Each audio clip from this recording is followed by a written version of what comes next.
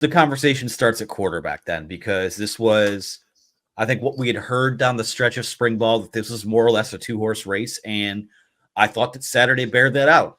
Alex Orji got the first drive of the game, and then the last few drives of the game, they did turn it over to Jaden Davis was his backup on the blue team, and then Davis Warren's backup on maize was Jaden Denegal. So they both kind of entered and exited and then re-entered the game about the same time. With Alex Orji, to me, the vision is apparent. Like, you kind of got a glimpse of the entirety of the experience of what it could be. I mean, he's a guy that I think if he winds up being the starting quarterback, it obviously adds a dynamic to your run game. It can throw the QB option type of stuff in there. That's what he scored on in the first quarter, was a QB run where, kind of fake handoff. But you see a lot of rhythm throws. What's that? I thought that was a scramble, but there was an option run. Maybe I'm getting plays confused, but there was a QB option run in there somewhere. Now I'm blinking. I just thought, because Marlon Klein was going out for a route, he could have had him, and then Marlon, I think, knew, playing with Alex Orji all spring, he just, Orji looked at him, didn't throw it, he just turned like, okay, he's running, and then Marlon Klein had a nice block. But here's what I'll say about the Alex Orji experience. I think we got it to a certain extent, but we also didn't get him live, so it kind of held him back. Like, I was saying earlier with the maybe he benefited from not being live on that first one, but obviously would have scored at the end there. Like, there's that element of Alex Orji that we didn't get to see that I think makes him even more intriguing, even though we did see a lot of good with his mobility and everything, and then some shakiness as well with him throwing the football. But, I mean, there's just that. He does add something. I think it does something really well that you can't discount, which is running the football. Yeah, I'm watching the play right now, and I mean, I don't know what the play call was on the field. I don't know if it was a designed read option or anything like that, but there was a fake handoff to Donovan Edwards, yes, and then he kind of scrambles out. So regardless, I think you're right. I mean, it was, he fired high on a lot of throws, especially the ones down the field. The touch and the accuracy isn't quite there yet, but you can see, like, if they're going to take a death by 1,000 paper cuts approach on offense, which we know that they like to do, I think he's an intriguing weapon there. And, I'll stop short of saying that he clearly showed his QB1 or anything like that. But, when you look at his candidacy for the position, like I said, you can sort of see what they see, and you see why he's so damn intriguing, because he can rip that ball. And when he does set his feet, when he's on time, it looks like it probably is supposed to look. So for me, I was impressed with him. Davis Warren, I think, comes out of this game as maybe the biggest quote unquote stock riser, only because, really all he did was run the offense and execute it at a high level based on the plays that were called. And that's kind of the baseline expectation for what a Michigan quarterback is going to look like. It's what made Cade McNamara very good a couple of years ago. It was the foundation that helped J.J. McCarthy take the step that he did over these last few years. And again, you can nitpick. The touchdown to Kendrick Bell was against a walk-on defensive back that was. I was going to bring that up. Yeah.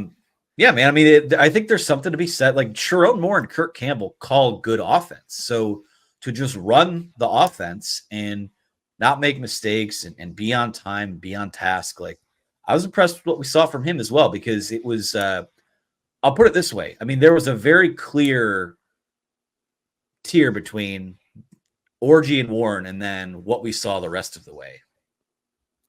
Yeah, I agree. I mean, Jaden Denegal, obviously not his best day. I'm sure he hasn't looked like that all spring. But, he certainly didn't help himself at all. And I think he's clearly running third or fourth right now. I thought Jaden Davis showed some flashes, and his best throw was probably an incompletion where he gave Peyton O'Leary a shot on 4th and 7 and rolled out, kept his eyes downfield. I thought that was really good, and you can tell he can spin the football, as can Davis Warren, as you were just talking about. He's always done that. I think that it is relative, like, to a certain extent. When you look at a spring game, you kind of have to take things with a grain of salt. So, like, yeah, I mean, Kendrick Bell beats Josh Nichols. Davis Warren throws a good ball into the wind, and he put enough air under it and gave Kendrick Bell a shot, right? So he did his job on that play, and you can't fault him for it. You can't look away from that, as Jason Benetti said about some of the better plays during the spring game. You also can't put full stock into everything either. So it's tough to judge. And then you think about Jack Tuttle and how he's going to factor into the race as well. Sharon Moore talked about that today. He said that he's got the talent, and presumably meant, the talent to win the job. And he said he's going to be in the battle. So, and Sharon said today it's going to go summer into fall camp and potentially into fall. So this weekend was kind of a glimpse of what those guys can do.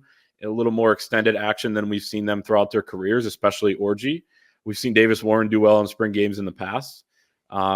But you kind of come out of it feeling similar than how we came into it, maybe other than less sleeping on Davis Warren, because I thought he did a good job. I think really where you come out of it is the idea that I think they're comfortable with working with what they have. And I think the starter in 2024 is going to come from what they have. Kirk Campbell, after the game, more or less said that portal quarterback's not something they're really looking at right now. And he doesn't necessarily anticipate that being the case. Now, could there be some back channeling going on? Could there be someone to jump in that hasn't jumped in yet? Maybe. And maybe that changes the conversation. But you get the sense that they're comfortable with what they have. And I'm not all the way there yet, but when you see how the guys perform, when you see how they run the offense, again, I think it's just you see what maybe they're seeing, and what they're hoping can be something that rounds into form. The other thing is that Davis Warren isn't a young guy. He's a senior. Alex Orji, this is his third year playing college football. Same deal with Jaden Denegal. Jack Tuttle, this will be his 7th year playing college football. So to a certain extent, I don't know how much more growth there is for those guys. Just hit on Jaden Davis. I mean, yeah, his most impressive play was the one that was that incompletion down the sideline to Peyton O'Leary. I mean, the ball is put exactly where it needs to be. Great play by O'Leary too, adjusting to it, high pointing it. Jair Hill just makes a better play. So I thought he got there early. I'll say it. I thought Jair maybe Hill, they ought to have us ref these things. I do not want to do. No. Except Breon Ishmael got held, or we'll talk about it. But Native Phobie held him. Yeah. Jaden Davis, he's gonna have to put on a little. He's gonna have to put on some weight. Game's gonna have to slow down for him a little bit. I think that pretty content with just like kind of the slow burn development for him. It's worked for Michigan in the past with guys like McNamara, with guys like McCarthy. But it's clear, like you could see the talent there, and he has a bright future. But it's probably more of a 2025 future.